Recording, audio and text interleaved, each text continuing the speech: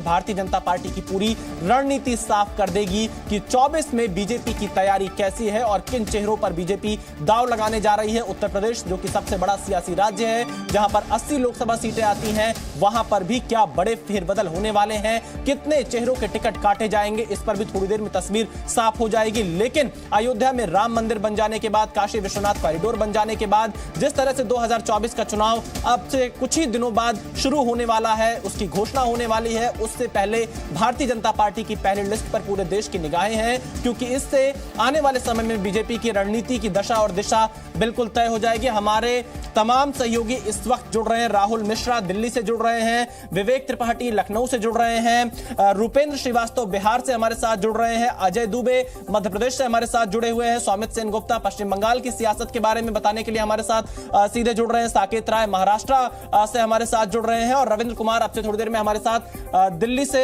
जुड़ चुके हैं। सबसे पहले रविंद्र कुमार, आप ही से हम ये सवाल लेते हैं, कितनी सीटों पर बीजेपी प्रत्याशियों का ऐलान करने जा रही है, कौन से बड़े चेहरे इस लिस्ट में होंगे और कौन से बड़े चेहरों का टिकट आज कट सकता है?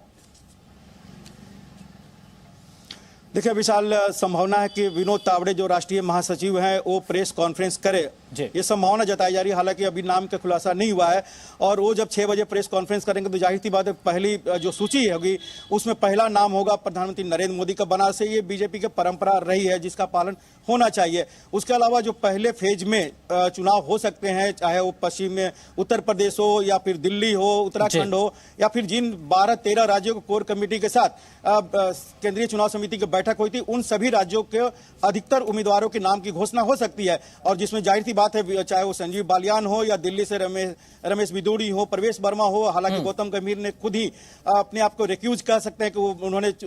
उनका टिकट कटना तय था, तो उन्होंने कहा कि हम चुनाव नहीं लड़ना चाहते हैं। उस तरह से राजस्थान से गजेंद्र सिंह शेखावत का हो सकता है, वसुंधरा राजे का हो, मध्य प्रदेश से शिवराज सिंह चौहान एक सरप्राइज नाम हो सकते हैं, विदिशा से, गुना से सिंधिया का नाम हो सकता है। इसके अलावा राज्यसभा से जो मंत्री हैं जिनको राज्यसभा इस बार नहीं दिया गया या लोकसभा चुनाव की तैयारी थी, चाहे भूपेंद्र यादव अलवर से हो या फिर संबलपुर से धर्मेंद्र प्रधान हो, पुरुषोत्तम रूपाला हो या फिर सर्बानंद सोनोवाल हो डिब्रूगढ़ से, ये सब का नाम भी इस रविंद्र जी, मैं राहुल मिश्रा के पास जाऊं उससे पहले एक जानकारी और आपसे लेना चाहते हैं कि जिस तरह से गौतम गंभीर ने अनाउंस किया कि वो सक्रिय राजनीति से हट रहे हैं, जयंत सिन्हा ने कहा कि चुनावी राजनीति से हट रहे हैं, ये बीजेपी की एक रणनीति दिखाई दे रही है। क्या और भी बड़े चेहरे आज लिस्ट से ड्रॉप हो सकते हैं जो मौजूदा सांसद हैं?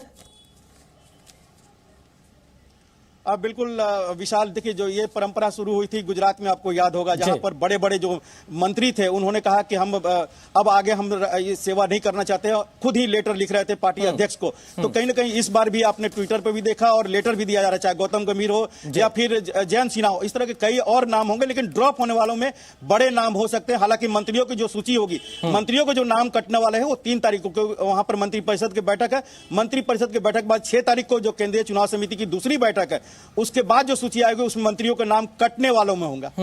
तो देखिए रविंद्र कुमार ये जानकारी दे रहे हैं कि जो अगली मीटिंग होनी है सीईसी की, उसके बाद जब लिस्ट आएगी उसमें मंत्रियों के नाम कट सकते हैं।